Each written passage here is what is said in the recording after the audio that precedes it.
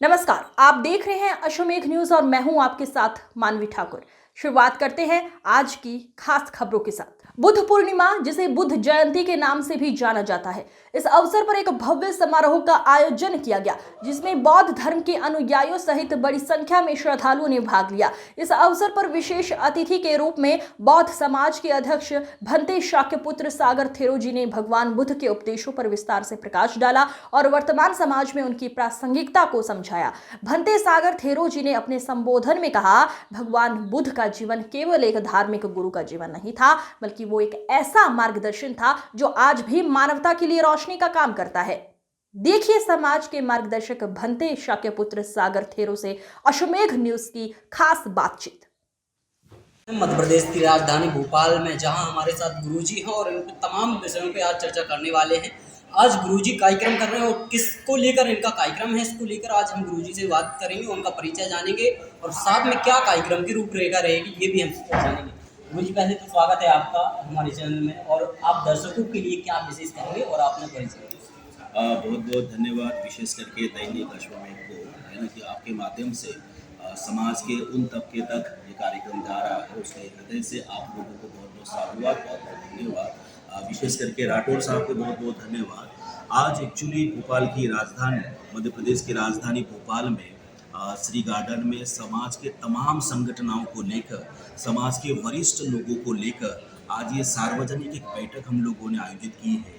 विशेष करके आदरणीय किशन सूर्यवंशी जी की अध्यक्षता में ये कार्यक्रम संपन्न होने जा रहा है। आज देखा जाए तो मध्य प्रदेश के विभिन्न जगहों पर, विभिन्न बौद्ध विहारों में त्रिगुण पावन बुद्ध पूर्णिमा के आयोजन किए जा रहे हैं और ये भगवान बुद्ध की 2569वीं त्रिगुण पावन जयंती है। और इस जयंती के पावन अवसर पर विभिन्न बौद्ध विहारों में, विभिन्न संगठनों में कार्यक्रम किए जाते हैं और बड़े हर्षोल्लास के साथ और बहुत ही बड़े लेवल पर किए जाते हैं। विशेष रूप से देखा जाए तो इस पूर्णिमा के दिन भगवान बुद्ध का जन्म हुआ। इसी पूर्णिमा के दिन, वैशाख पूर्णिमा के दिन, उन्होंने बुद्धत्व को प्राप्त किया और इसी पूर्णिमा के दिन उन्होंने अपना महापरिनिर्वाण भी किया था। तो ये तीन घटनाओं को लेकर ये त्रिगुण पावन बुद्ध पूर्णिमा बौद्ध कम्युनिटी के लिए, संपूर्ण विश्व के लिए बहुत ही प्रेरक और बहुत ही पावन और बहुत ही पवित्र है।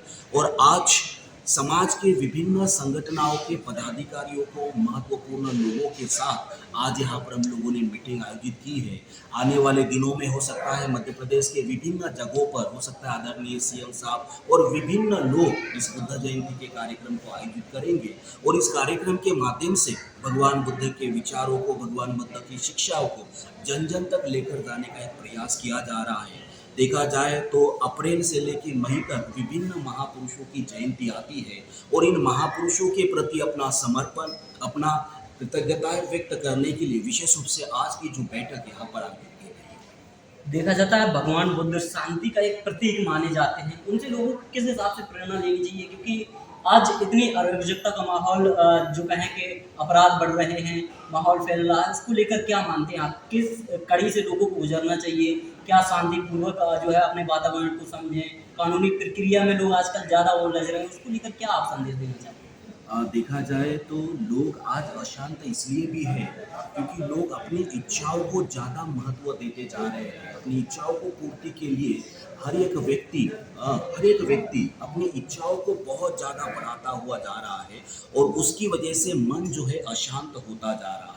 और देखा जाए तो यूरोप के अंदर, देखा जाए तो एशिया के विभिन्न देशों के अंदर आज लोग भगवान बुद्ध के सिद्धांतों को मानते हैं और भगवान बुद्ध के सिद्धांतों को मानकर वो लोग धैर्यपूर्वक, संयम पूर्वक, शांति पूर्वक और शील और सदाचार के साथ अपने आप को व्यक्त करते हैं और एक आदर्श उपासक, एक आदर्श व्यक्ति बनने का प्रयास करते हैं।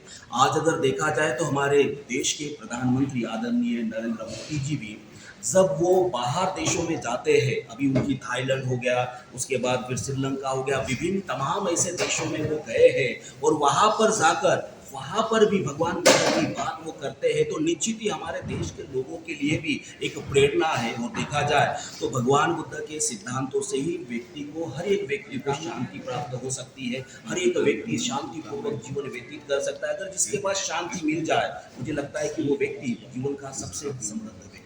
भगवान बुद्ध की तरह क्या ऐसे लोगों के अंदर परिवर्तन आने चाहिए जिससे वो कहीं ना कहीं जो अपराध की दुनिया में जो कदम रख रहे हैं उससे दूरी बनाया जाए, शारीरिक शांति बने, मानसिकता तनाव जो आ रहा है लोगों में आजकल वो कम हो। क्या ऐसे जो प्रावधान है या यूँ कह के भगवान बुद्ध के क्या ऐसे जो गुण हैं जिन पर लोगों को चलना चाहिए? देखिए, भगवान बुद्ध ने 2500 साल पहले जब अपने धर्म की स्थापना की थी, तो उस समय अंगुलीमाल जैसा डाकू जिन्होंने 999 खून किए थे, वो भी भगवान बुद्ध के शरण आया था और उसने भी भगवान बुद्ध के वस्त्र को ग्रहण करके वो भिक्षु बना था और वो ने क्या बहुत बहुत परम शांति को प्राप्त हुआ। आम्रपाली हो गया, सम्राट अशोक हो गया, विभिन्न राजे महाराजे भगवान बुद्ध के इसमें आए, धम्म में आए और उन्होंने अपने जीवन को परिवर्तित किया। तो भगवान बुद्ध का धम्म जो है वो आंतरिक परिवर्तन लाता है, आंतरिक बदलाव लाता है, आंतरिक चेंजिंग लाता है और जो उसका पालन करता है, जो उसका अनुसरण करता है, वो व्यक्ति इस जीवन का सबसे श्रेष्ठ होता है। इसलिए भगवान बुद्ध ने ध्यान सबसे महत्व बोला है। इसलिए हर एक व्यक्ति को अपने जीवन में ध्यान को महत्व देना चाहिए और ध्यान अगर उसके जीवन में आए, मेडिटेशन अगर उसके जीवन में आता है, तो वो सारी चीज़ें अपने आप में समझ जाती हैं। विश्व की बात करें तो हम विश्व शांति की बात करते हैं।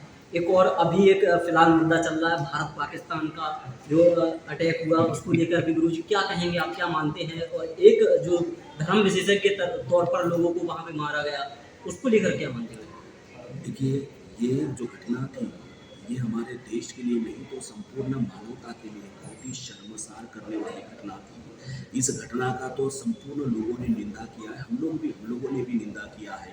इस तरीके से घटना, इस तरीके की घटना ये निश्चित ही ये दर्शाता है कि जो लोग अपने आप को धर्म के नाम पर कट्टरवाद समझते हैं या जो अपने आप को धर्म का मानता है, मुझे लगता है ऐसा व्यक्ति किसी भी धर्म का नहीं हो सकता है।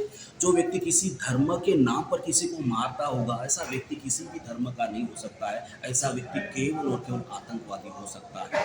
तो ऐसे लोगों को भगवान बुद्ध की शरण में जाना चाहिए और ऐसे लोगों को भगवान बुद्ध के मार्ग पर चलकर अपना जीवन व्यतीत करना चाहिए। बहुत बहुत धन्यवाद आपका। तो गुरुजी ने बताया है किस प्रकार से भगवान जो बुद्ध हैं उनके कर्मों पर चलना, उनके बताए हुए जो मार्गों पे चलने के लिए कहीं ना कहीं हम लोगों को प्रेरित होना चाहिए। और शांति की बात अगर हम विश्व में करते हैं तो हमें भी कहीं ना कहीं एक शांत माहौल बनाना चाहिए। मानसिकता जो तनाव बढ़ रहा है उससे कहीं ना कहीं हमें अपने मानसिक तनाव के लिए हटाने के लिए जो कहते हैं धार्मिक सांस्कृतिक और आयोजनों में हमें जाना चाहिए, जहाँ से हमारी कहीं ना कहीं मानसिक तनाव में भी कहीं ना कहीं कमी देखने को मिलती है और जो तनाव हमारा आजकल बढ़ता जा रहा है उसमें सुधार भी आ सकता है। मैं सतीश, कैमरा पर्सन मोनू के साथ